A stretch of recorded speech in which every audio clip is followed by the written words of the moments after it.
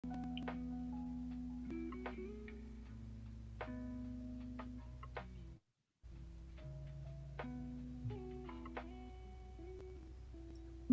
dang. I think that'll do it. I think that'll do it there. Yes. Yes. That's how we roll today. All right. Welcome to the Way of the Weeb podcast. I'm group admin and lawful neutral Zach Johnson. I'm the other admin and the other one who doesn't even register on the chart. I'm Cyclist D4. Boy. Yeah. Wild. If it sounds like we've been beaten over the head recently, I can honestly say that may or not be true on a personal level. Seems like we've taken a few thrashings on a personal level in one way or another since we last spoke. But we're still going strong, still going to keep bringing whatever content we can to you, and we're going to... this is probably going to be a relatively shorter episode for a number of reasons. We're going to have fewer selections to talk about with our reading selections for the group. The material discussion that we're going to go over before Bible study is going to be a bit more self-contained than it usually is. It's not going to be just a general concept, but a specific series, so hopefully we'll be able to get through that in a timely manner. So, to start off, we're going to be reviewing our reading and viewing selections for the month. For those who don't know, at our Christian Weebs group over on Facebook, every month we issue out a poll of selections for manga and anime that the group would like to give special attention to in the group that we can read together for the month, or watch together for the month. And this month, for our manga selections, where I'm starting off, our mature manga selection is one that we've chosen before. It is Berserk again.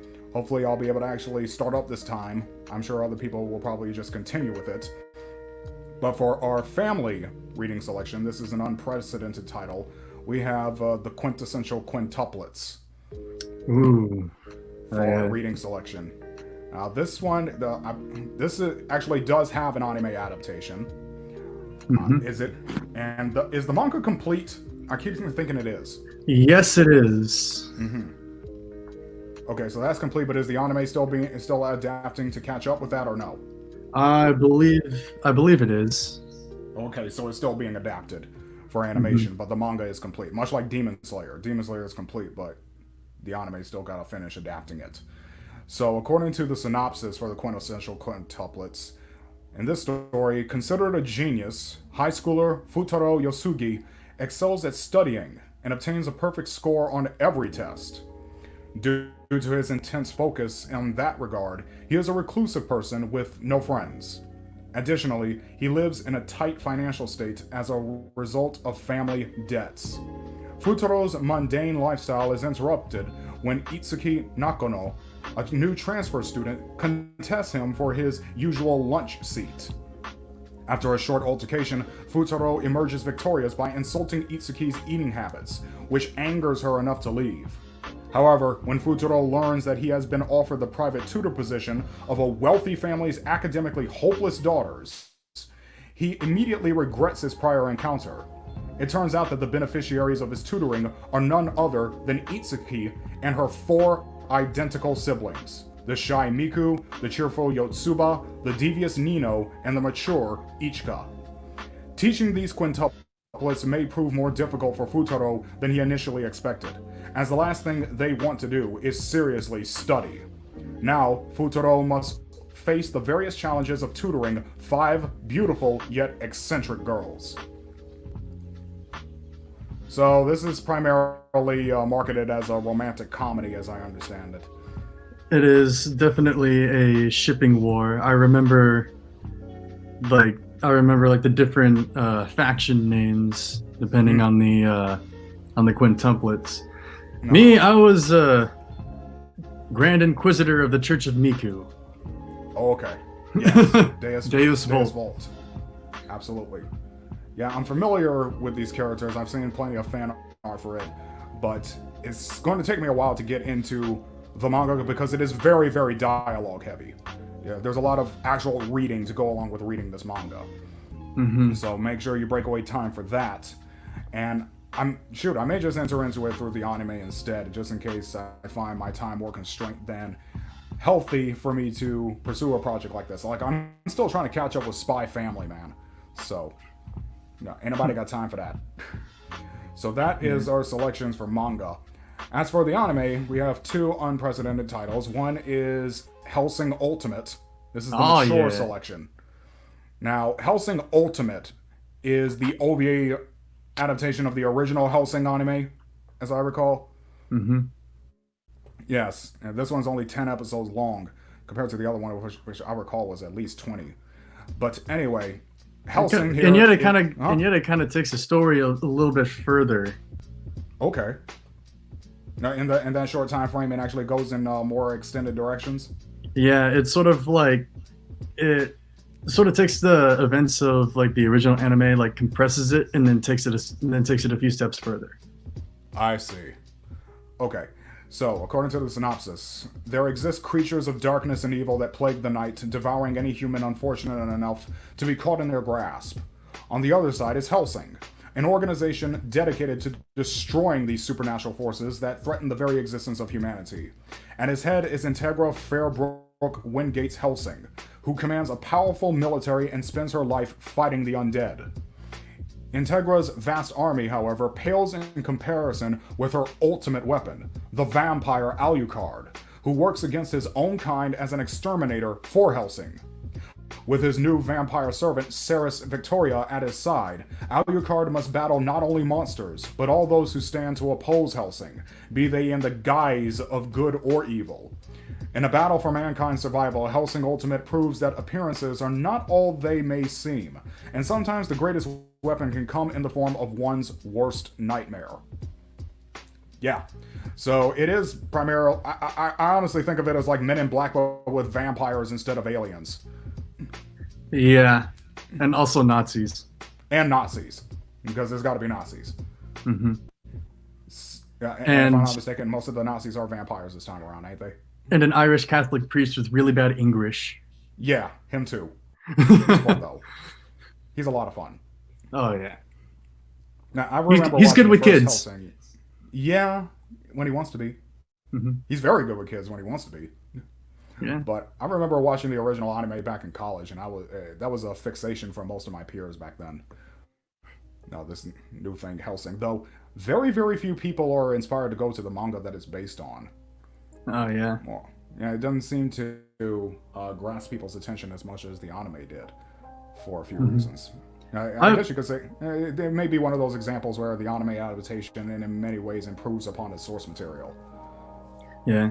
I've often wondered who would win in a fight between Alucard and Vash the Stampede, because their aesthetics are kind of similar. Yeah, both like similar. Yeah, both like really tall gun-toting, like red coat wearing. Yeah. Vigilantes. Yep. Of a sort. Yeah, and both non-human. Well, yeah, but that's kind of a spoiler, man, for Trigun. Forget what you heard? Yeah, exactly. Okay, but on the other spectrum, for the family anime, we have one that is of a legacy that's very near and dear to my heart. Digimon Adventure had a remake this year in 2020, and that's been made available on Crunchyroll, only in sub version, I should say. There is no English dub yet. I'm very, very expectant that they will be making an English dub, most likely with the original English cast that everybody knows and grew up with, including myself. But we'll wait and see. For the synopsis, the story is actually a little bit different this time around. Things don't happen in this adaptation the same way it did in the original cartoon from way back when. In the year 2020, first of all, it takes place in the present day. In the year 2020, technology is everywhere. Every digital device around the world is connected by a singular network where data travels. Unbeknownst to humans, this network has become home to life forms known as Digimon. Fifth grader Taichi Yagami is preparing for summer camp when strange occurrences begin in Tokyo. Certain electronic systems have started going haywire. When he discovers that his sister and mother are trapped on an unstoppable train, he rushes to the nearby station. Suddenly, Taichi is transported to another world where he meets a strange creature by the name of Agumon, who somehow already knows his name. Taichi also receives a strange device called a Digivice, which allows him to communicate with the undigitized world. Taichi discovers that he is in the network, and virus-like Digimon are attacking the areas that maintain Tokyo's electronic systems. It is up to Taichi and his new partner Agumon to stop these cyber attacks before the whole world is threatened by the actions of mischievous Digimon. Yeah.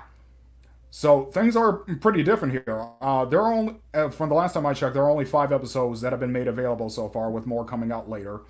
But it's very different from the original cartoon, where all of the Digidestined already knew each other at camp and were, through some serendipitous calamity, were thrown into the digital world simultaneously, and they all meet their Digimon partners at once. And they primarily, most of the threats are relegated exclusively to the digital world.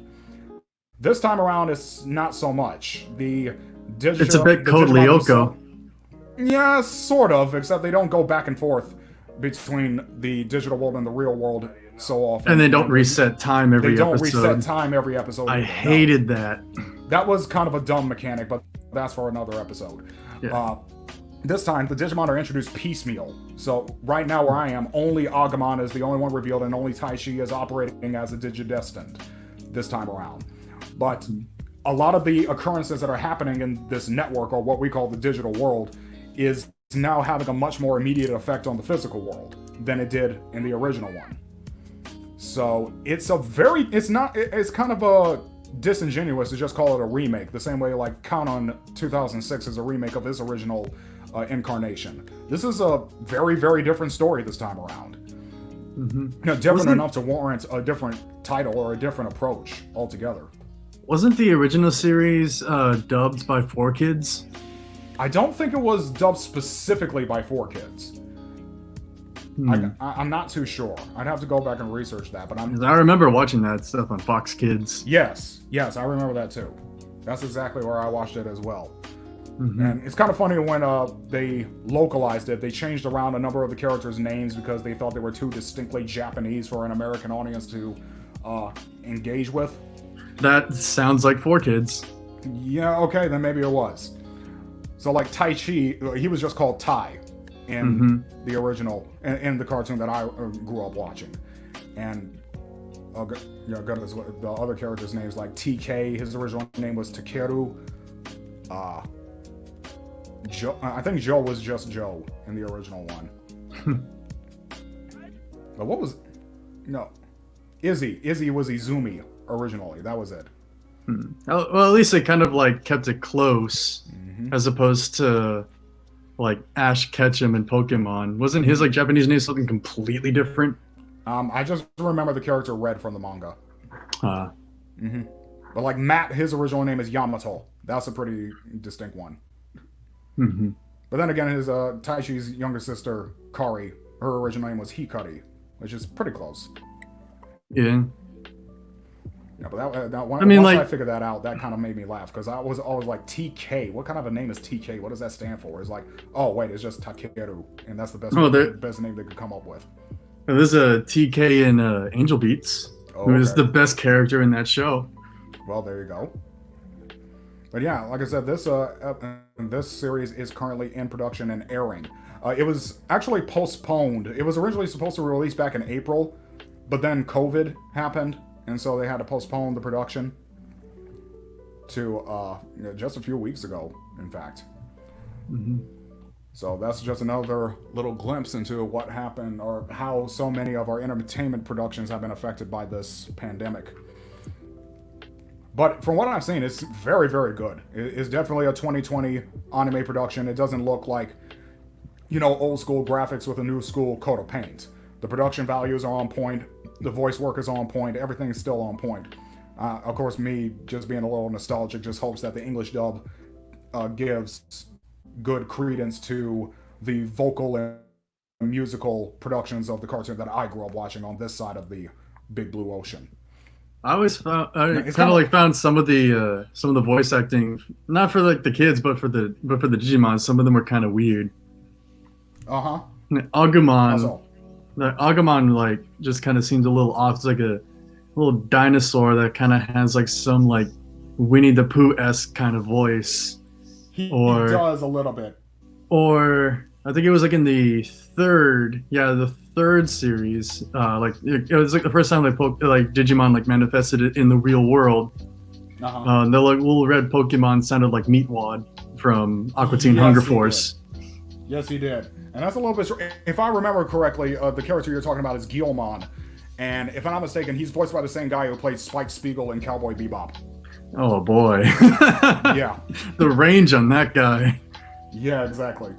And you are kind of right. Agumon does seem, even in the English dub, it does sound like the guy's trying to channel Winnie the Pooh to some extent. With this little dinosaur. Yeah. Just a little bit. Just a little bit. You know, this little dinosaur that shoots fireballs, and he's trying to channel Winnie the Pooh. That's kind of funny. But yeah, those are the selections that we got. You know, the Digimon 2020 series is, as far as I can tell, the only streaming service that has it legitimately stateside is Crunchyroll. And it's only available in the original Japanese dub with subtitles. So, give into that if you're willing to. Now, next up, this is going to take up a pretty significant chunk, I think, of our podcast, at least this episode, is our talk of one of my personal favorite anime titles of all time, and that is the 1998 run Serial Experiments Lain. Now, this is one that I'm really quite happy people are still talking about even now, that so many years have passed. Oh, goodness, 1998 was over 20 years ago, just to remind people. And people are still finding new resonances and thematic constraints or thematic strains in this production even now. Especially with like how pervasive like the internet is right now. Mm-hmm. That's kind of what we're going to go into. So for those who don't know, the plot of Serial Experiments Lain is that it actually starts off, it takes place in Japan, and it starts off with a young girl named Chisa Yamoda, who late at night commits suicide by jumping off of a building. Now that seems like a said and done story there, but what happens is that a couple of weeks later, many of her classmates are starting to receive emails from her, even though she's dead, and she can somehow confirm that it really is her even through these emails. That's when the focus of the show switches to our primary title protagonist, a young, teenage, socially awkward girl by the name of Lain Iwakura. And Lain herself is a bit of, like I said, she's a bit of an oddball. She has a really difficult time connecting with anyone, really difficult time making any substantive friendships, very meek, very reserved, and seems very technologically inept. When all of her friends start freaking out about the fact that they're receiving emails from a dead girl, she doesn't seem to be able to make heads or tails of it. Like, she gives like this mousy, confused expression towards everything. Until she eventually goes home and tells her emotionally distant but technologically obsessed father that she wants to get a personal computer or a Navi so that she can get her email address going and start seeing what all the hubbub is about. Now, well, she actually gets like the email first before that. It's like she has like a little kid's laptop. Something like that, right. The Navi is like a more advanced personal computer besides the little machine that she has.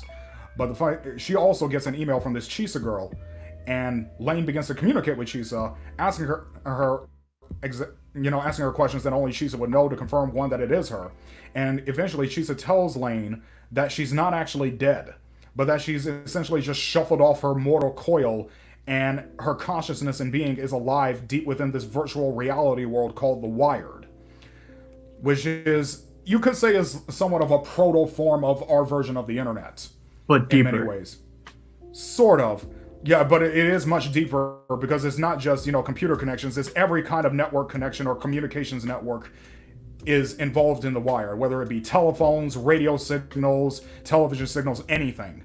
All of it is a part of this meta entity known as the Wired. And supposedly Chisa had killed herself, supposedly so that she could abandon her physical body and be absorbed into the Wired. And when Lain asks her why would she do something like that, Chisa tells Lain that the reason she did that is because she has found God in the Wired. Now, this sparks Lain's interest and sends her into a tailspin of cryptic and surreal events that see her delving into the mystery of this network, into variety of conspiracies and paranormal activities that involve, somewhat of a cult trying to rewrite the fabric of reality with this virtual reality world instead. So, going on from there, this is when she eventually convinces her father to get her a Navi computer so that she can get a better connection to this wired and figure out what's going on here. And the scary thing about her is that once she gets that machine, even though she acts initially so technologically inept, within a couple of episodes, in a couple of days within the show's time frame, she's already built like this massively advanced technological nest within her room of multiple servers and CPUs and monitors crawling and wires crawling all over the room. Even the floor of her room is flooded with coolant to keep her machines running. So, despite her technological ineptitude early on, she seems to take to this wired very, very naturally. Like unnaturally natural for it. Almost as if she was born to do it. Right. Like she has some sort of innate connection with technology and this wired entity that everyone's banging on about. At the same time, she seems to be having a distinctly surreal effect on those around her, even people that are complete strangers. For example, within her little town, there exists this cyber cafe called Siberia. And in the second episode, if I remember correctly, there is this character in Siberia who purchases on the sly. He surreptitiously purchases this nanotech drug called Excella. And Excella is, like I said, is this nanomachine that has a drug-like effect on anyone who imbibes it, to the point that their consciousness is expanded to the point that they can, to an extent, interact with the wired without the use of a device. And this has a distinctly deleterious effect on this young man, to the point that what this has to do with Lain is that Lain is starting to manifest in what seems to be an alter ego to many people around her. There are many people saying that they have seen this young girl Lain at Siberia, even though she claims that she's never been there before. And what's more is that the Lain that they see at Siberia has a personality that is completely distinct from the one that anybody knows.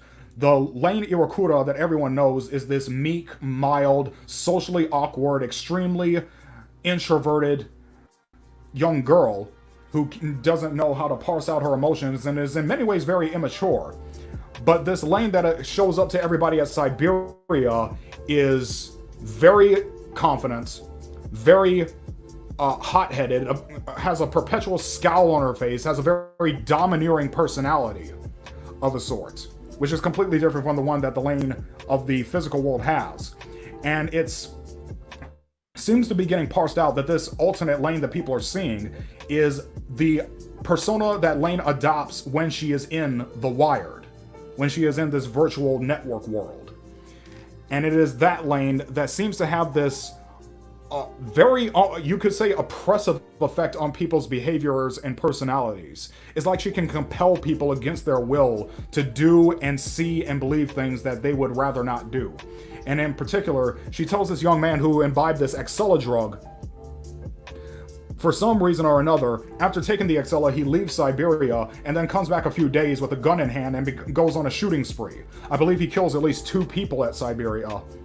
And when Lain approaches him, he acts as though he already knows her. And in fact, not only that he already knows her, but that she's been interacting with this young man for quite some time now, in a very, very oppressive way, forcing him to do things that he'd rather not do. And eventually, when Lain approaches him the second time, she originally comes as, Lain Iwakura, the socially awkward, introverted girl. But when she's confronted by this young man who's pointing a gun at her, asking her in a shock why she's bothering him so, her mind seems to snap and she automatically adapts this Lain of the wired personality that's more confident and domineering. And she tells this young man that no matter what you do or where you go, everyone and everything is connected. And for some reason, that distresses him to the point that he points the gun on himself and blows his own head off. And that's just the second episode of what's going on here. Now, those 2 episodes alone give a lot of meat to chew on.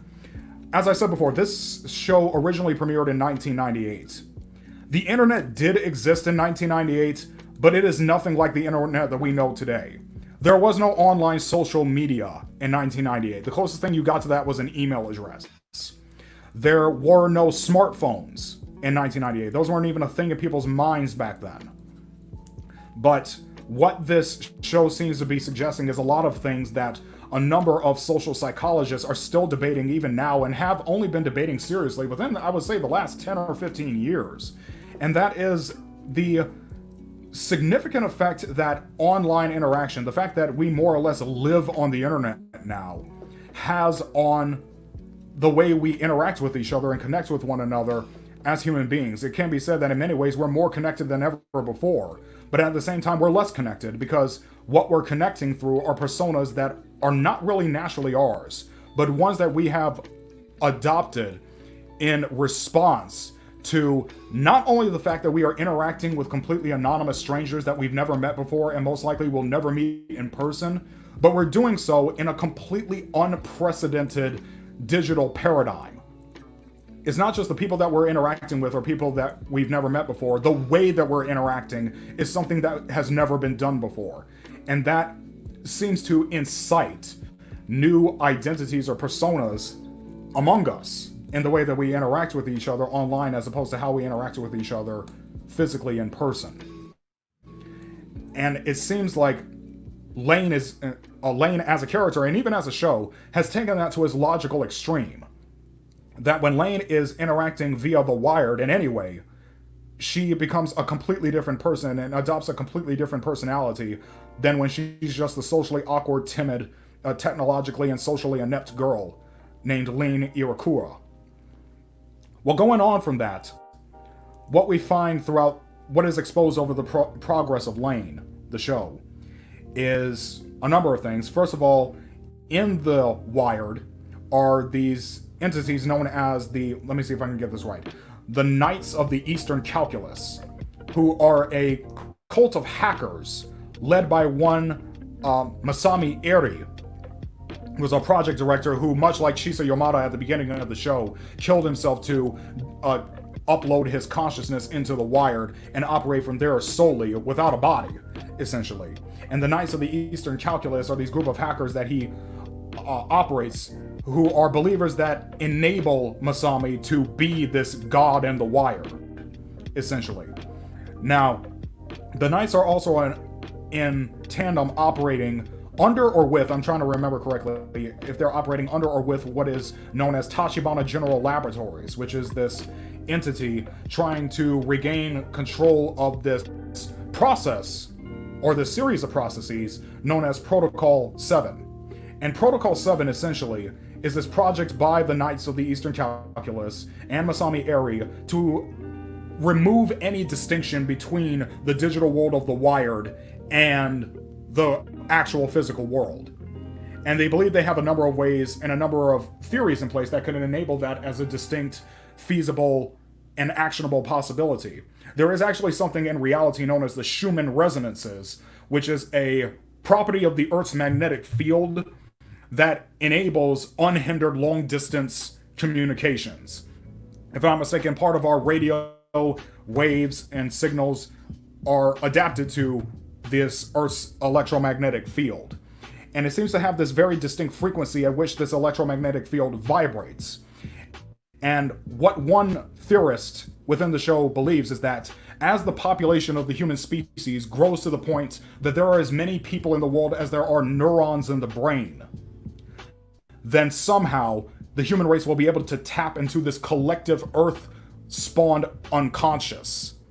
And we will all be connected in a way that has never been done before. We will all essentially just be like these godlike, non-corporeal entities connecting with each other in ways so immediate that physicality could not contain or embody it in any way.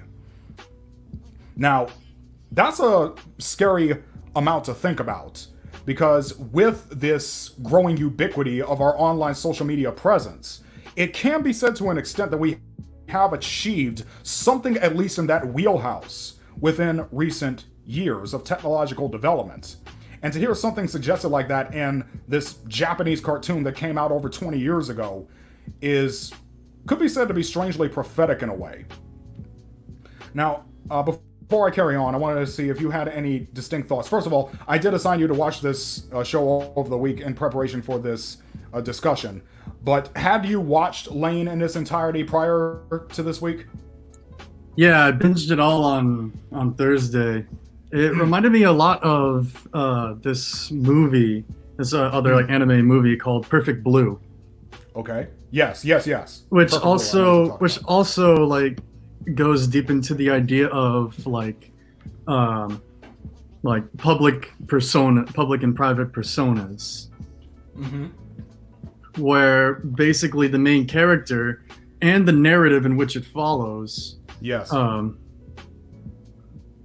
is basically split into three complete identities. There's so like the main character is like this sort of like kind of small time idol that decided to retire and move on to acting. Yes. And this character that she first plays at a gig is an exotic dancer that gets assaulted by the patrons of the club, and that's just like all on the film and stuff like that. But as the story progresses, like the lines between which is the real identity, the idol, the person, or this character that she plays as in the show, like there's one point where like these people are like people are talking just like, oh, she's like had this really bad like traumatic experience at a club, and now she thinks that she's like an idol and she's just and like retired, and just kind of like made up this whole like facade of like, oh, it was all part of a show to kind of like protect yourself. And like her idol persona has become like rather murderous, and like even by the end you can't really tell who is the real main character. Okay.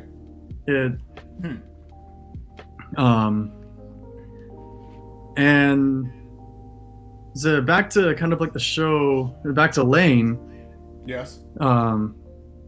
With sort of like the idea of like personas and stuff like that. It's really hard to tell what's actually happening and what's merely a metaphor in the show. Especially with like Lane's alter ego, like who like in certain like flashes like actually looks to have been like physically matured, and just like making a physical manifestation in this club. And she's been there for a really long time, like even since like before the Lain that we know as the main character like even like touches a computer. Right. And there's a lot of towards the climax it's sort of like revealed that like Lain is sort of like this like half-breed, something that's like born in between the real world and the wired, that's one idea. Which definitely speaks a lot to sort of like the millennial generation, because like we were born like we were born and raised like right before the internet became like a huge thing, and just sort of like over the course of like technological advances and our own growth just sort of like grew into the internet. Yes. Whereas like we generation alongside the internet.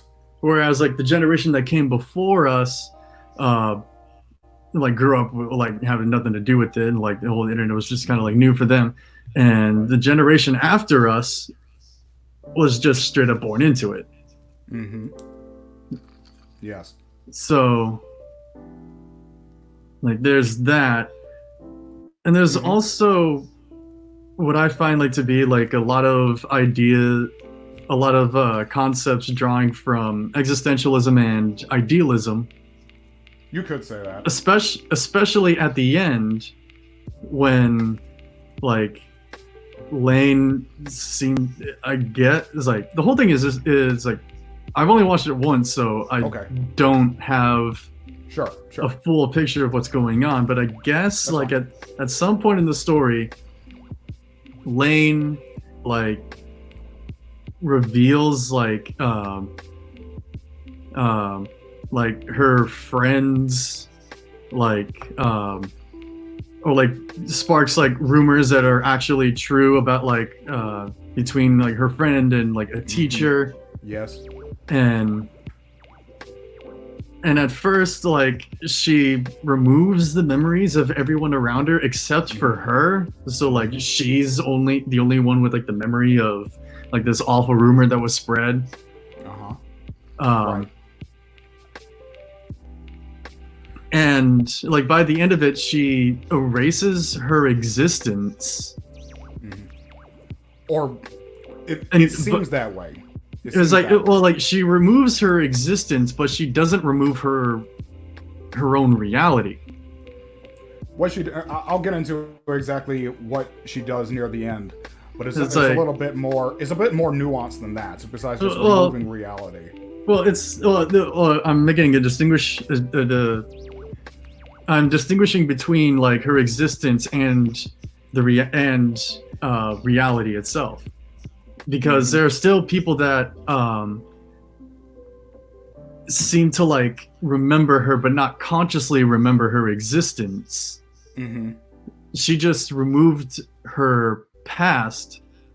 It's like what the difference is that like she removed herself from her past in the present, but the reality of her still exists because she comes back in the future. Right. Um, In a sense. yeah, is it? And where that like touches upon like idealism, it kind of ties a lot to the question of like if a tree falls in the forest and no one's around to hear it, does it make a sound? Right, that old question. That question is not a question of physics. Of course, No. when something makes when something makes an impact, it causes That impact like takes place even though there's no audio receptor to register it. Of course, that yeah. happens. What makes sound is not the waves of air pressure. What makes sound is the perceptor. Is that without auditory organs, Yes. sound wouldn't exist. It'd just be Sound would be a meaningless construct. yeah. It would be a meaningless construct in a world if there were no beings capable of hearing. Yeah. Then So sound as we know it would be a meaningless concept. it's like it's an idealist phenomenological perspective of things. Where like yes, if a tree falls in the forest and nobody's around to hear it, no, it does not make a sound, because sound is a construct of the perceptor. Right. So in that vein, what Serial Experiments Lain seems to do that, what we just analogized with sound, it seems to do that with memories. What Lain demonstrates over the course of the development of this series is that she has the capacity to manipulate memories. Even the memories of other people. She can erase memories. She can rewrite memories. And what she is able to, what she actually does, what it seems to be done near the end of the series, is that she rewrites and erases all memory of herself, going back through a significant amount of time, to the point that the Knights of the Eastern Calculus never form. Masami Eri, if I'm not mistaken, never downloads his being into the wire by killing himself. And Chisa Yamada is still alive because she is also not aware of the Wired or of why it was created, because supposedly this whole Wired was organized and created with the express intent purpose of trying to break down this barrier between the virtual world and the physical world, so that again all are connected into this singular massive unconscious. But Lain intervenes in that by the end, because she develops a particular kind of sympathy for this kind of corporeal identity to which we are so accustomed, to the point that she sees it is not fit and it is not to the betterment of being to have to eradicate physical corporeal identity anymore. You know, it's that physical corporeal identity is so essential to our identity, that to do away with it is to do away with identity itself in a way that is far too injurious to be tolerated. And this is something that Masami Eri, this guy who thinks himself the god of the Wired, cannot seem to grasp. And I think it was in the penultimate episode, Lain brings that to his attention. Because it's a bit of a back and forth, a bit of an egotistical back and forth that happens between Lain and Masami.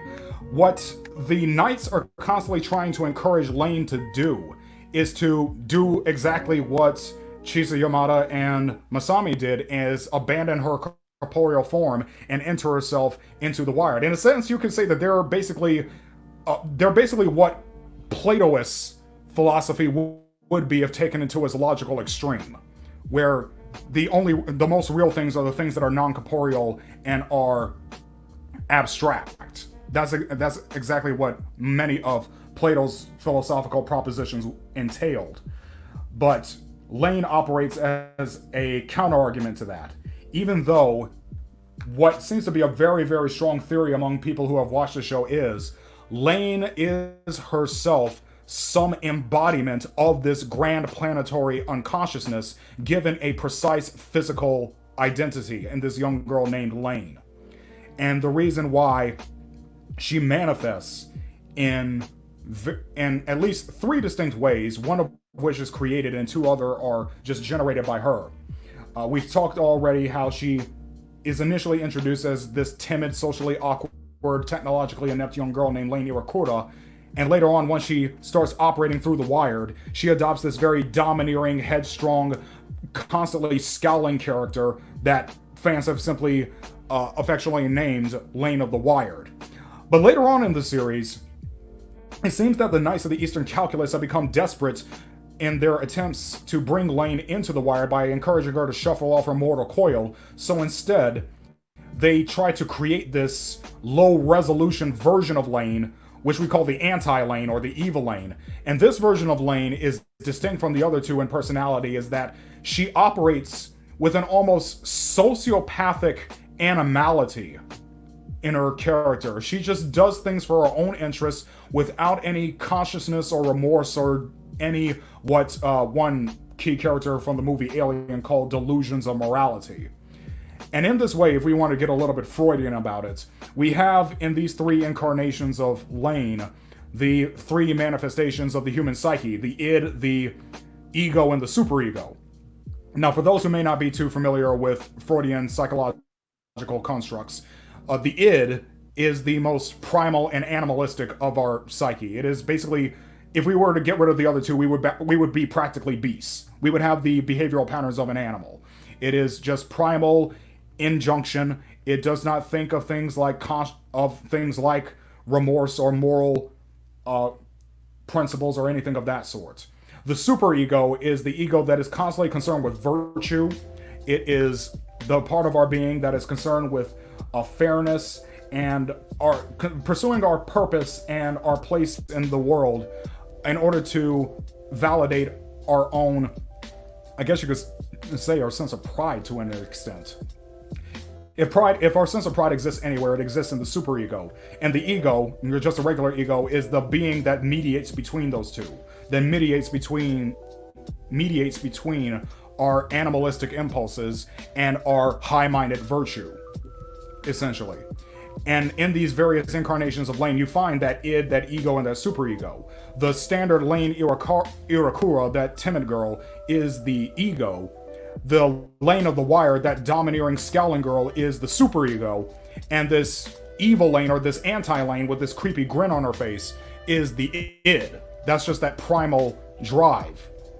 And of course, what Lain tries to do on a personal level, as she's also trying to piece together exactly what the Knights of the Eastern Calculus and Masami are trying to do, is that she's trying to reconcile all of these parts of her being into a singular entity so that she's not so divided, you could say, or so split apart and unstable in her being, because she is becoming unstable to the point that not only she is being detrimentally affected by it, but everyone around her is being detrimentally affected by it. Even her family, her older sister, is starting to be affected by the sinister machinations of the Knights.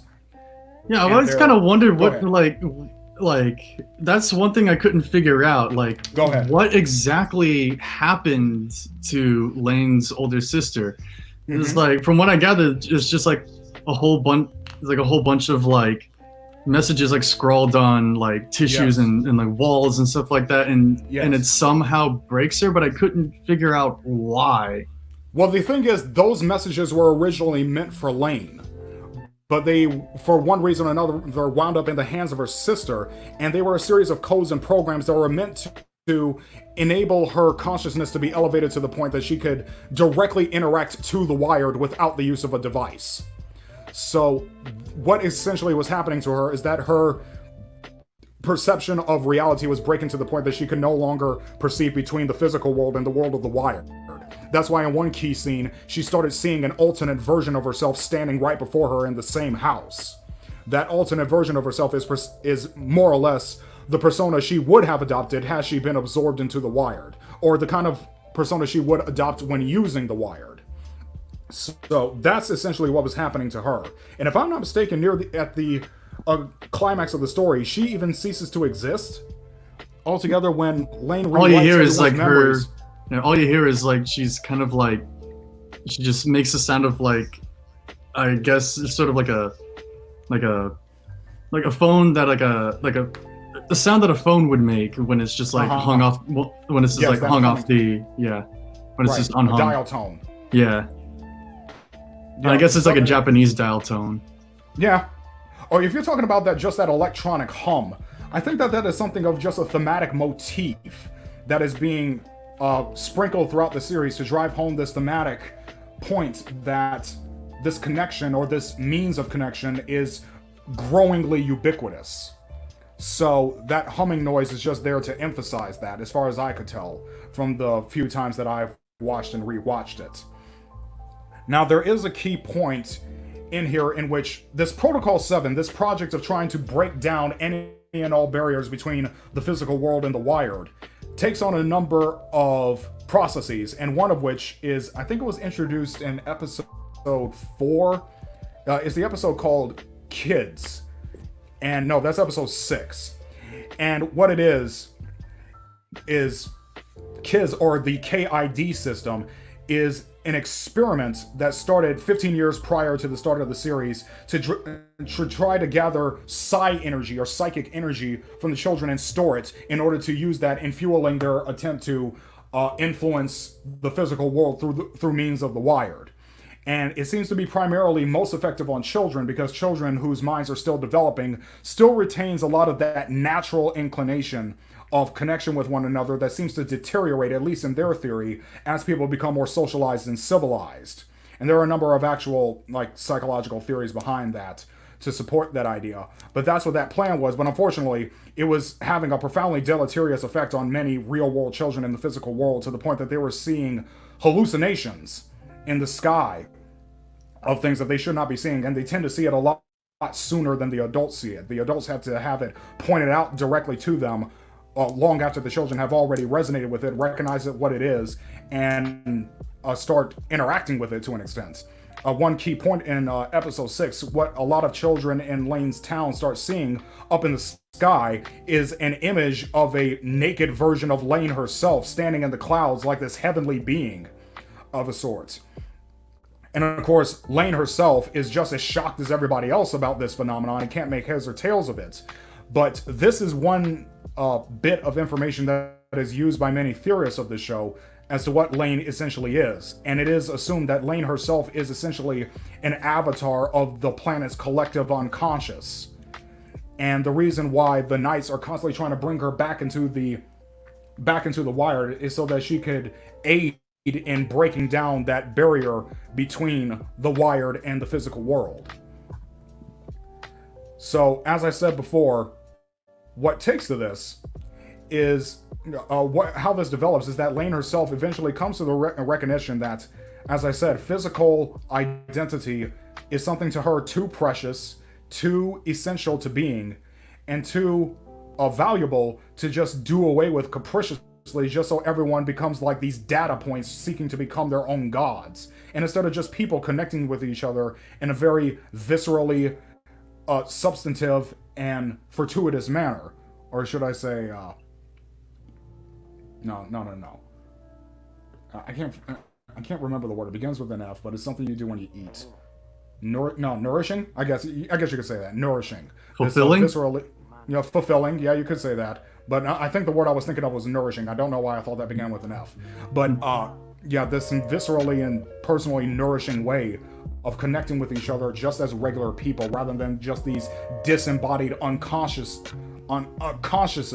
floating around in this incorporeal space of some sort. She realized, even as many people think, even though she is the incarnation of the collective unconscious, having this body and adopting this body of this young girl Lain has brought her into the realization of a new standard of identity that she really just could not do away with. And this is what Masami failed to recognize in this penultimate episode that I mentioned earlier, when he and Lain came into this fighting match. Masami began to brag that it was he who essentially created Lain by bringing her into this physical identity, and now it is her duty to come back into the wire so that Masami can fulfill his dream of Protocol 7. But Lain says that Masami is deluding himself into thinking that Masami was the one who originated the idea of bringing Lain into this physical corporeal identity. That it was actually Lain long before the wire was created, which is something heavily hinted throughout the course of the series, that Lain existed in some manner even before the wire itself existed. And when the wire did come into existence, that was just the catalyst through which Lain was able to adopt a physical identity. But now that she's adopted this physical identity, she finds it far much more valuable. And this, of course, distresses Masami to the point that even after all this time of his egotistically seeing himself as the god of the wired, he's starting to become concerned that maybe there is an actual higher being, even above the wired, and above himself and above being, that should be appealed to. And Lain says in that middle of his distress that as long as you don't have a body, you'll never understand. And one of the most memorable scenes in this particular episode, or even in the whole series, is when Masami, as this digital consciousness, starts violently manipulating the Navi technology and machines around him to try to force himself into some grotesque version of a physical body that he can adopt. Now, as I recall correctly, it did not work out so well, and that served as the impetus for Lain to say, you know what, I'm undoing all of this, this is going too far, I'm going to erase my memory from everyone. Yeah, and back to the point that it would basically be like I never even existed. Because one idea that is rather explicitly bandied about among the characters is that if no one truly remembers your being, then you don't really exist at all. It's and that's kind of touched upon in that Pixar movie Coco, if you remember. In Coco, which a good chunk of the movie takes place in the land of the dead. And the way the people in the land of the dead are able to live in this perpetual fiesta is that there are still people on Earth who remember them. Once the last person who remembers them passes away, they seem to dissipate into non-existence, into oblivion. And that kind of idea is danced around with a greater degree of nuance in Serial Experiments Lain.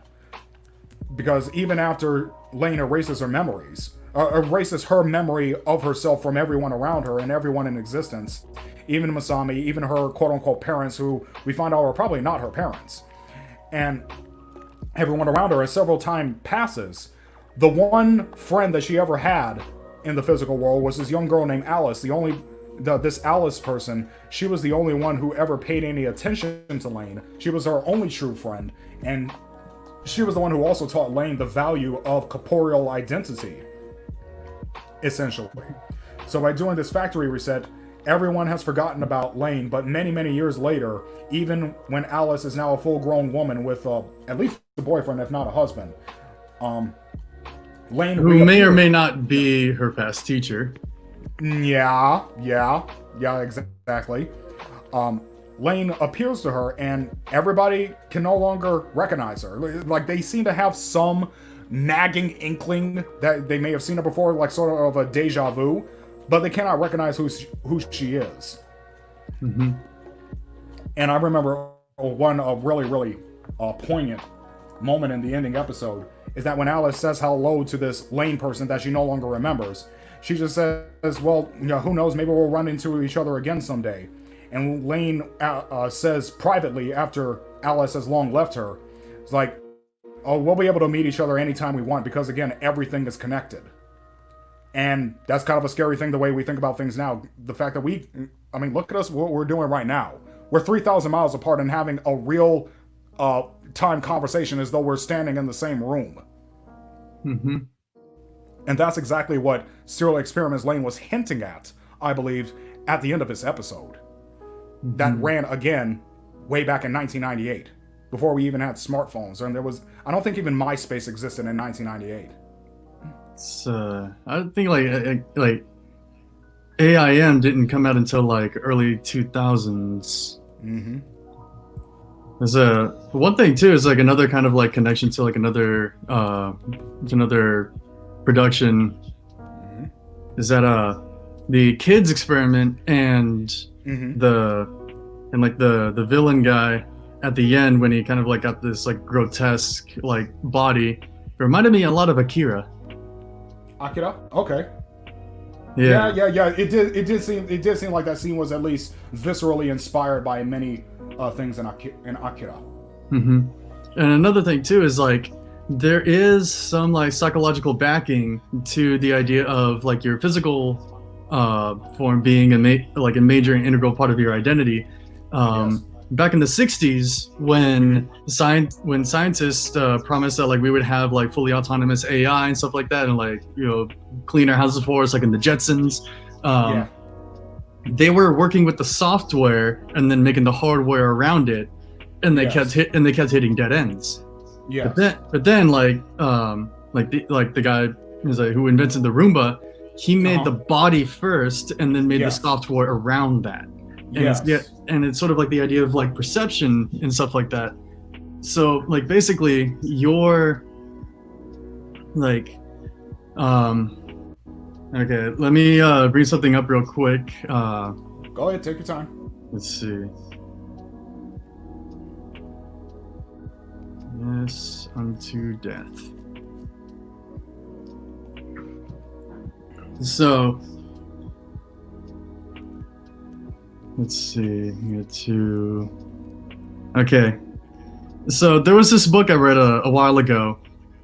It's called "Sickness Unto Death" by Soren Kierkegaard, and the very beginning of the first chapter goes into what at least the pseudonymous author of this book, Anticlimacus, believes what an identity consists of.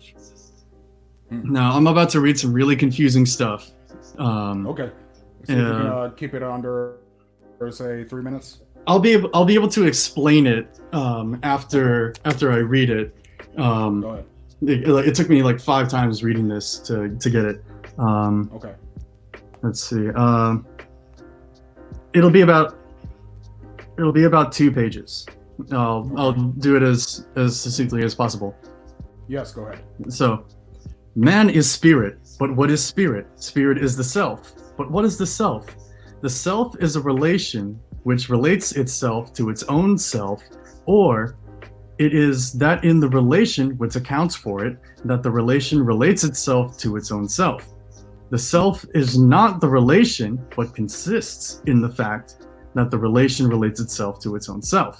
Man is a synthesis of the infinite and the finite, the temporal and the eternal, of freedom and necessity. In short, it is a synthesis. A synthesis is a relation between 2 factors. So regarded, man is not yet a self. In the relation between 2, the relation is the 3rd term as a negative unity. And the 2 relate themselves to the relation, and the relation to the relation. Such a relation is that between soul and body. When man is regarded as soul, if on the contrary, the relation relates itself to its own self, the relation is then the positive 3rd term. And this is the self. Okay. And I'll stop right there. All right. So that's a lot of confusing stuff and like relating itself to itself. So Right.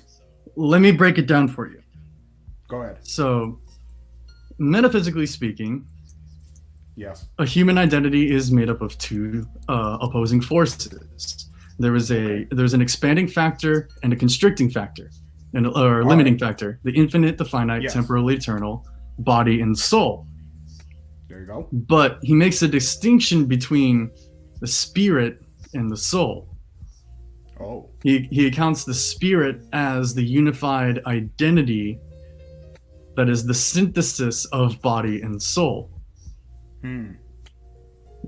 Which, so, and of course, like when it talks about like the negative relation and the positive relation, is that in a negative relation, you have 1 + 1 = 2. You get two numbers that turn into one number. But Okay. in a positive synthesis and a positive relation, in which basically the spirit is the and in between body and soul. Okay. In which case, like one, Okay.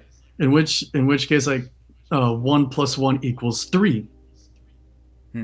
Because when you add body and soul, you still have body and soul as their individual categories, but you also simultaneously include the synthesized category, which is the spirit.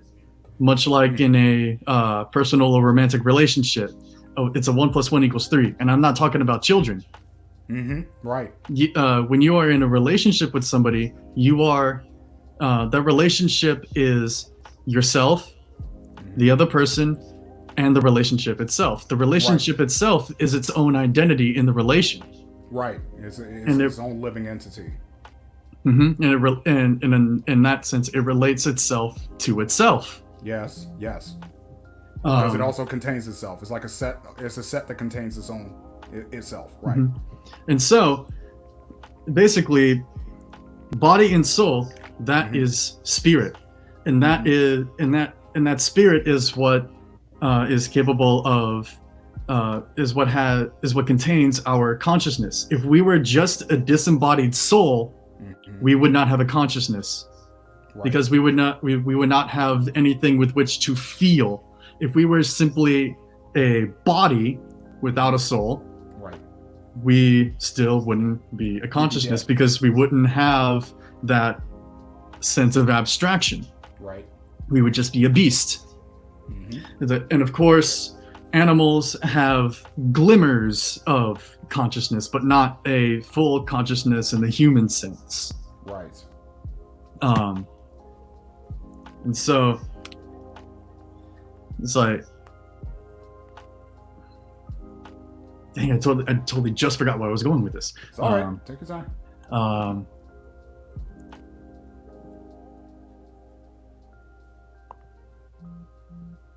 And so basically your identity as a person is the combined synthesis of your body and soul. It's much like basically consciousness was built up as our bodies develop. You can take a look at this as your matter of self-awareness. Children, like toddlers, like infants, have no problem being naked in front of people. They don't have a self-consciousness. The forbidden fruit manifests itself within every individual slowly over time. It's like, you ever kind of remember in your early adolescence when you kind of finally started to get a very strong sense of embarrassment? Yes, of course. That is self-consciousness manifesting, and that is basically the forbidden fruit manifesting within us. Yes. Right. So it's like in a biblical sense, you can take a look at the sequence of events of the creation of man in Genesis. The body was made first. Yes. And then Yes. the breath God of breathed. life was, and then the breath of life was imbued in it. Right. The body precedes consciousness. Right. And that seems to be what Lane realized a lot better than Masami ever did. Mm-hmm. Which is quite impressive given her own nature. Mm-hmm. Yeah. So, I honestly, this is, like I said, this is one of my all-time favorite anime. It's right up there around Hibane Renmei. It's basically neck and neck between those two.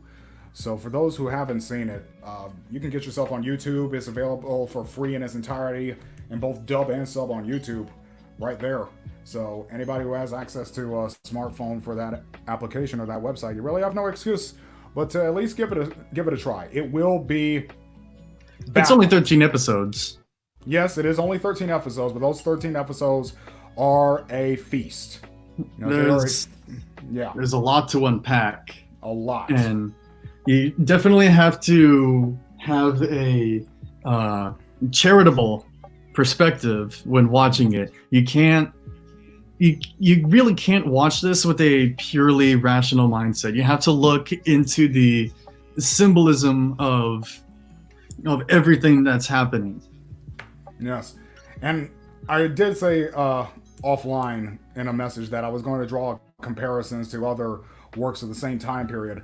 But in regard to predicting exactly what in actuality our relationship to online social media and the internet would be like, Lane has in some ways a similarity, or does things similarly to a classic cartoon that I grew up watching called Freakazoid did.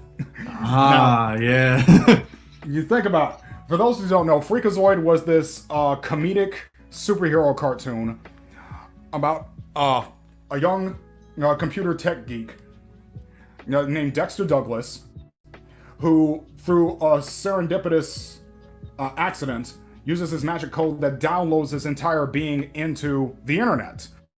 Now, one would think, at least with the popular intelligentsia of that time, that once we have access to this massive network of all the world's information, we will become these incredibly highly intelligent, evolved beings that are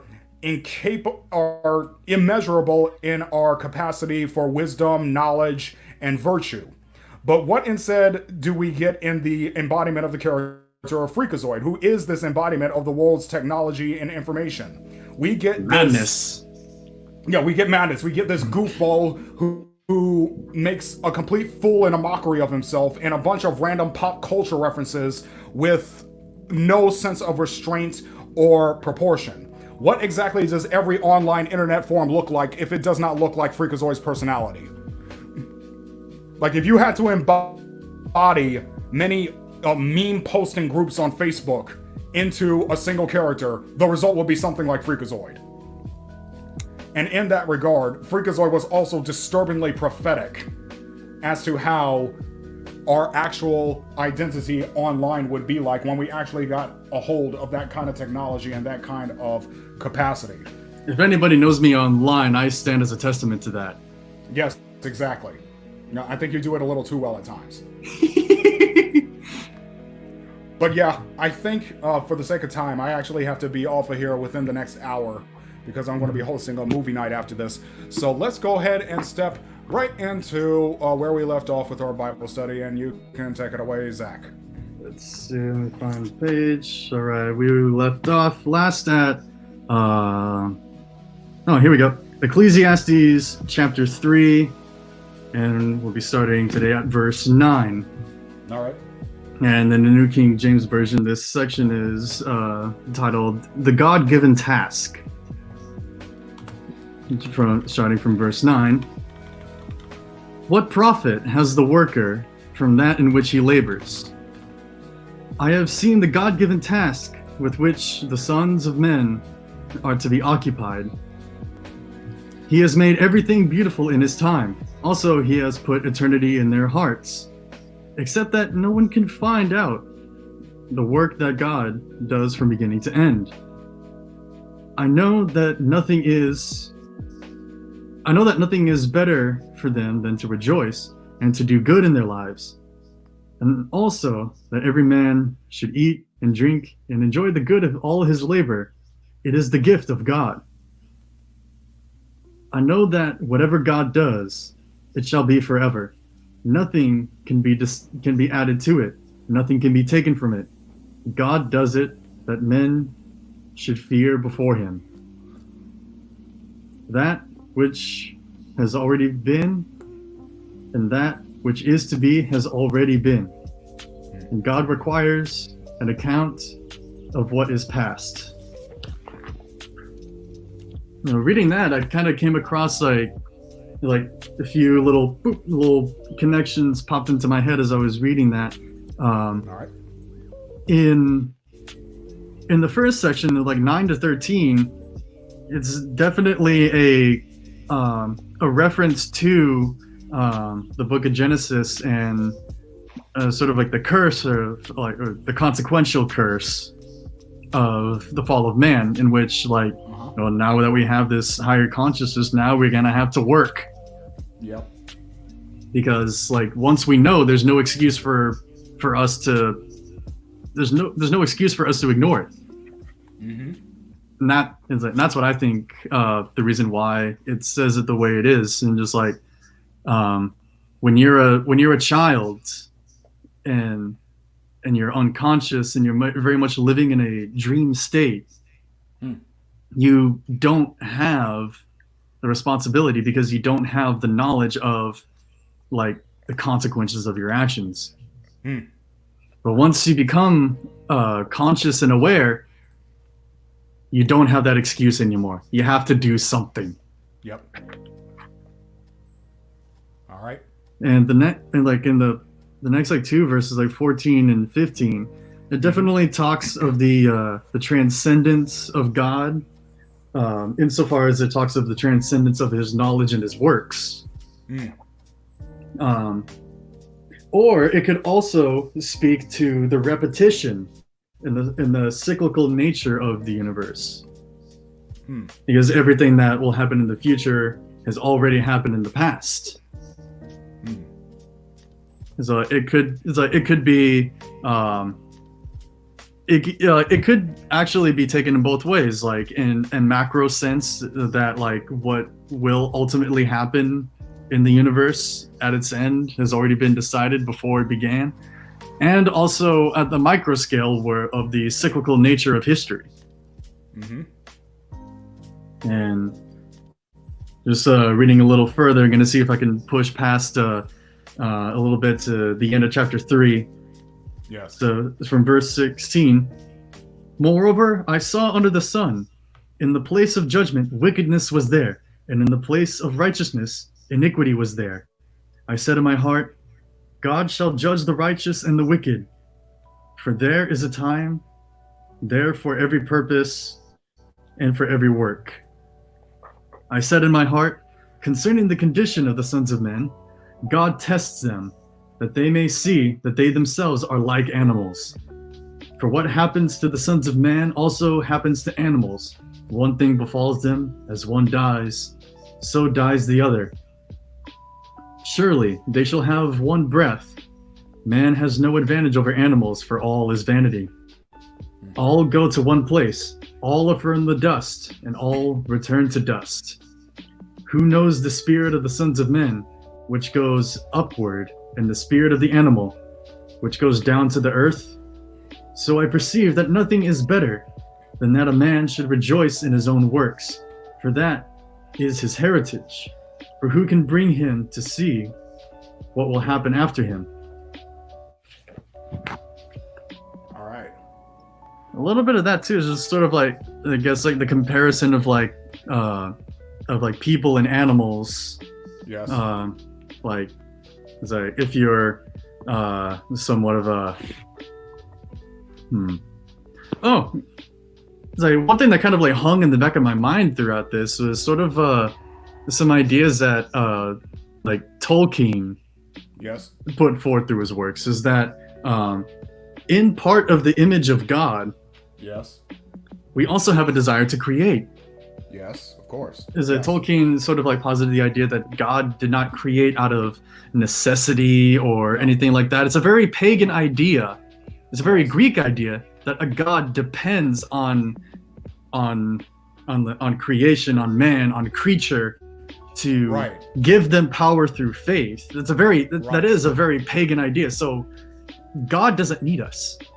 Right. We need- God desires us. He takes pleasure Yes. in us. Yes. You know, he takes pleasure in creation, and us being in the image of God, both in body and spirit. We have a desire to create, not just create, but also to cultivate. You see it. You see it when a man mows his lawn. You see Yes. it. You see it when an entrepreneur builds a business. Yes. You see it when a couple starts a family. Mm-hmm. It's like you see it when a painter puts color to canvas. You see it when a writer puts ink to paper. Right, of course. We all desire these micro creations, and it manifests much like a toddler putting on his dad's shoes and walking around like the big working man. Yeah, in a way. Yeah. It's like it's that exact same vein. Mm-hmm. And that's part of like why he says like even though it's all in vain, there is still like worth rejoicing, because like God manifests himself insofar as we are the image Mm-hmm. through these actions of creation and toil and work, Yes. because we aim upward. Right. We aim for an ideal that is the culmination of ideals, Mm-hmm. while the animal has no such sense of ideal, so they only Of course not. think downward. Yeah, that's what distinguishes us from the animals, is that we have that higher consciousness and awareness of where we came from and where we are destined, and that's something that animals simply do not have the capacity to do. That's the distinction there. Mm-hmm. I think, goodness, just about to touch on that. Yeah, those kinds of creation activities. The thing is, you could say that it is in vain in the fact that it has no survival value, but it's one of those things that adds value to mere survival. Mm-hmm. In a way, it lets you know that there's more to living than just living. Mm-hmm. And that's something that only we're capable of doing. Yeah, and just like we never see an animal create a monument. No, you never Is see that an we animal like we see like write the a only symphony. yeah, it's like the only sort of like inkling that we can get is like fancy nests that certain birds use to attract mates. But that's for the purpose It's of called attracting a mate. mates. It's not at all for the purpose of taking a snapshot of reality or Just for its own sake. or for the longevity of a memory. Right. Right. They're still just operating from the id. Mhm. Because that's all they have. All they have is id. They don't even have an ego to mitigate with something else. Mm-hmm. And it seems like the id, like, I guess like if the id were to have a physical home, it would be in the hypothalamus, Uh-huh. which is like I'm going to get into neurology here. it is like the oldest part of the brain, and basically the cerebrum was built on top of the hypothalamus. Uh-huh. Right. And of course, like there are animals out there with cerebrums, Mhm. but of course not to the extent of a human. Like a koala actually has a smooth brain. Does it? Yeah, Huh.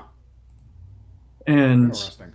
like and of course like you can possibly say from like an evolutionary standpoint that our capacity to abstract, our capacity for thought, is an evolutionary cheat code. Okay. In so much that there's this idea that we think so that our thoughts can die instead of us. Hmm. You know, like an animal just sort of like blindly follows instinct, and maybe like one of them will have like a maverick idea that helps it to persist its own species amidst a changing environment. Mm-hmm. Whereas we can like not only see what's happening right now, we can also anticipate what will happen in the future, and we can like basically our thoughts are like simulations of what could happen, Mm-hmm. or what will happen, or what is happening. Right.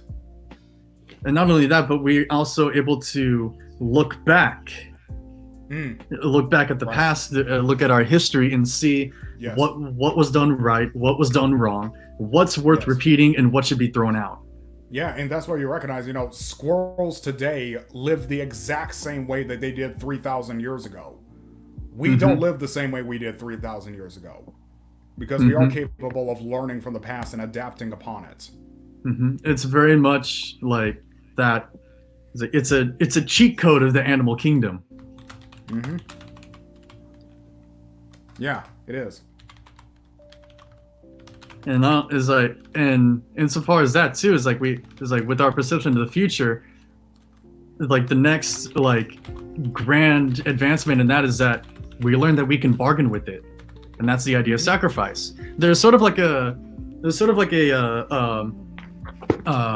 folk method of catching a monkey. Basically, it's like you leave a trail of treats over to a jar with an opening that's just big enough for it to slide its hand in, but once it takes hold of the treat, the fist is too big for it to pull out. And then you just walk over and just grab the jar, and the banana is still stuck, because it doesn't have the concept of I let go of this pleasure right now so that I can either survive or have pleasure later. Exactly. Yeah, animals are incapable of that kind of bargaining with the future. They can't do that. They don't know how to bargain with the future at all. I'm going to give up something now so that I can have something greater later. No, they don't understand that. They cannot grasp that. Yeah. Is that wolves will like eat the entire animal. Like it's Right. part of the reason why they need an entire pack. From an uneducated guess, like I think like a wolf, part of like a wolf belonging to a pack is that so it doesn't overeat. So that it can eat and so that it doesn't overeat. Because it doesn't, like, when a wolf brings down some moose, like, it doesn't have a concept of, like, oh, I'll just, like drag this over to my lair and, like, have little nibbles of it from time to time. No. And, like... They eat the whole thing right there. Yeah. Some may argue that squirrels may have an inkling of this, but it... Basically, what it does is it gathers up a whole bunch of nuts and then eats them all right away. That's not the same as sacrificing. It's getting all your indulgence in now, so that like you won't die. Later. Yeah, so that you won't be without later. So that you don't like die of starvation in the middle of hibernation. Exactly. Nobody wants that. It's like even like the idea of like hoarding stuff like for hibernation. It's too much. It's too in the idea of now. Plus, like, even among some animals, knowing where the food is more valuable than the food itself. Yeah, it is. That's why there's, like, hunting grounds and like, little gathering routes and stuff. Of course. Yeah. All right, so that's where we're tying off our Ecclesiastes for this month? Yeah. Next month, we'll start at chapter 4. I'm actually kind of thinking of like after this one, after Ecclesiastes, I think it might be interesting to read the book of Job. No, Job. I was actually thinking of Jonah first because that's a little bit shorter. But yeah, Job. Yeah, I'd definitely be down for that. Yeah, we'll do Jonah. We'll like have a little break with the shorter one, and then we'll go into Job, because that one is another one that I really like. Yeah, I really love that story. As far as the topic for next month, I'm actually kind of liking the series highlights. Okay. Well, if you pick one, I'll look it over. Yeah. Let's see. I have 3. Okay. Make sure off the top of my head. I have 3 off. Yeah, I have 3 off the top of my head right now. Some of them are within the realm of about 20 episodes. Okay, I'll let you pick this. So the first one that came to my mind was F, A Tale of Memories / Melodies. Okay. So A Tale of Memories is the first season. A Tale of Melodies is half prequel, half sequel. Okay. Toradora Okay, yeah, I've been meaning to finish that. Hmm. And Anohana. That's another one I've been meaning to finish. Yeah, so you Okay, can of take a pick those between three, those. yeah. Toradora's 24 episodes. The entire F series is 24 episodes, and Anohana is 11 episodes. Okay, I'm thinking I'm closer to finishing Toradora, but for a discussion like that, I would like to just start over from the beginning, to be honest. Uh, Mhm. For but For the F series, it's made by a very green studio Shaft. okay, So that's nice. it's a lot. So like if you like Studio Shaft, this series is a lot less restrained. Okay, Although it does go into some like heavy topics, it's actually has like two of like the most uncomfortable like 7 minutes of like of my time watching anime, and all it is just like talking um with like very abstract visual. hmm um I was like, are you familiar with the F series at all?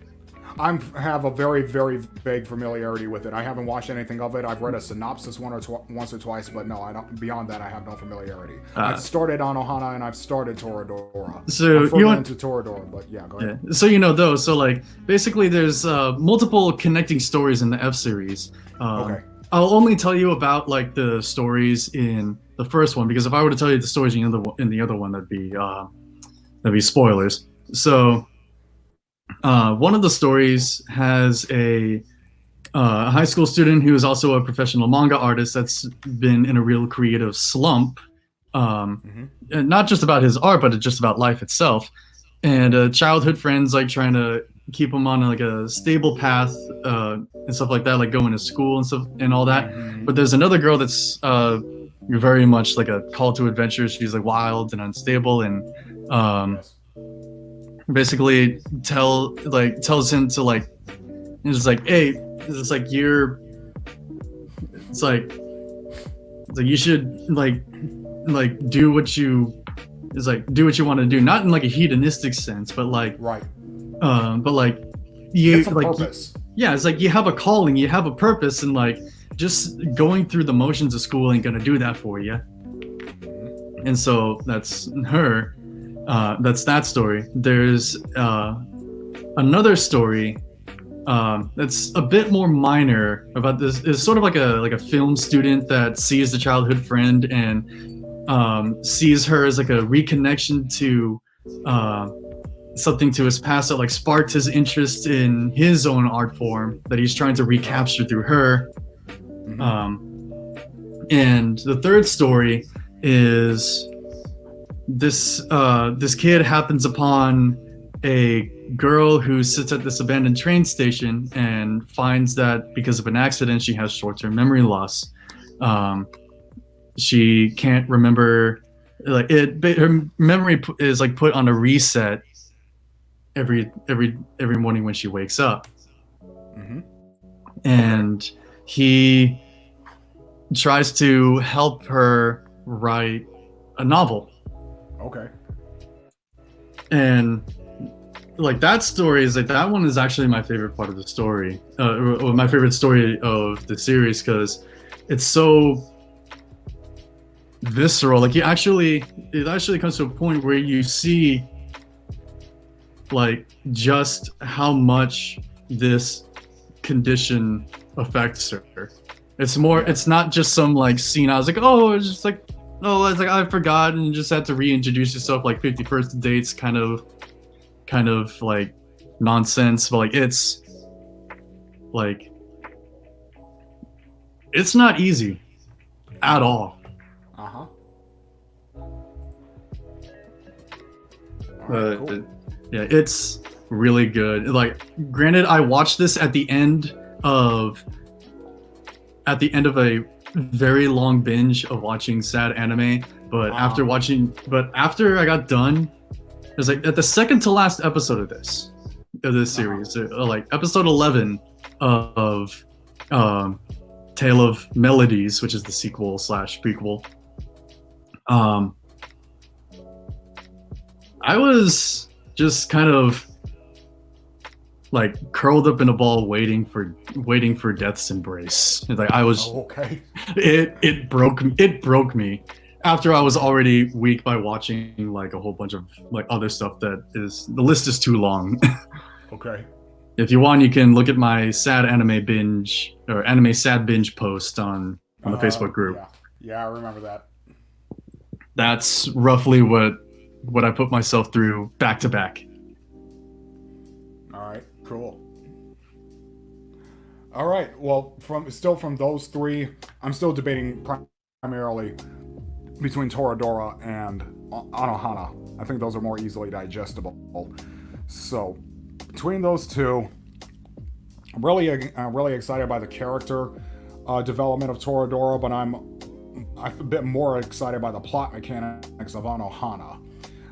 So that's a bit of a tough one. But for the sake of my time, my time has been getting increasingly scarce recently. I'm going to stick with Anohana for now for our next series discussion. I think that would be best. So that'll be a joy to rewatch.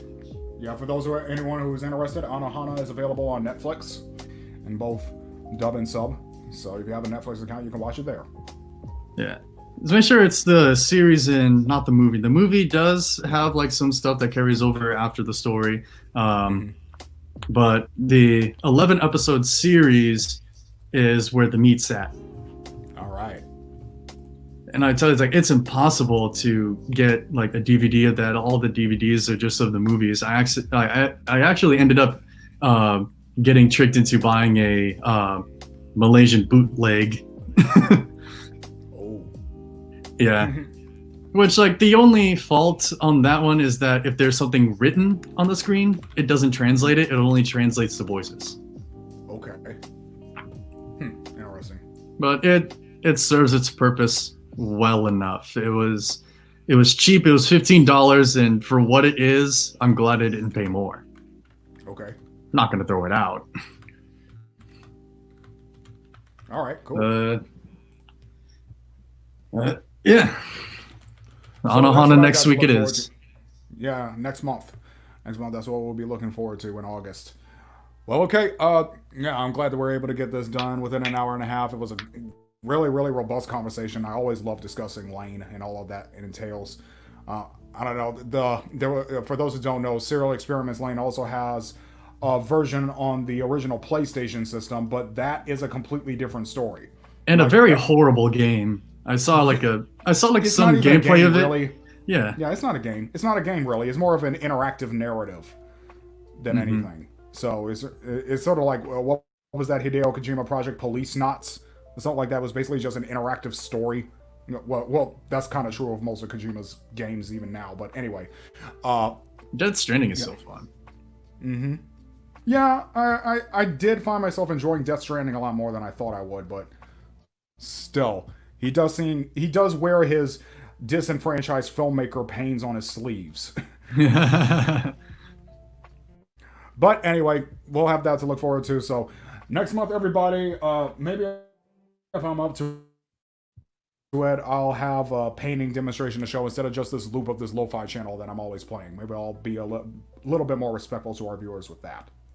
But we'll have that to look forward to. So in the meantime, again, stay safe in the middle of this pandemic. I hope everyone is able to get back into supporting themselves very, very soon, as some countries already are. So look forward to seeing y'all on the flip side.